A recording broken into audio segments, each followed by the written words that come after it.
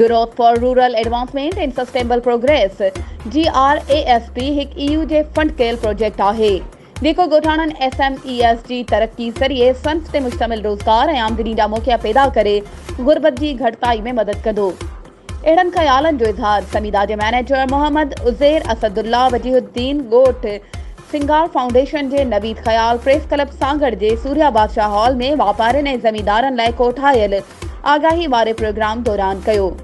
Project international trade centre ITC पारां लागू कयो वियो आहे। प्रोग्राम में सगीर अहमद राजपूत, अली बख्श, अली गोहर डाहरी, वकार रहमानी, यामीन ज़ई, नूर नबी मरी, असगर यूसुफ ज़ई ऐं ॿियनि वॾे अंग में शिरकत कई ऐं प्रोग्राम खे साराहियो।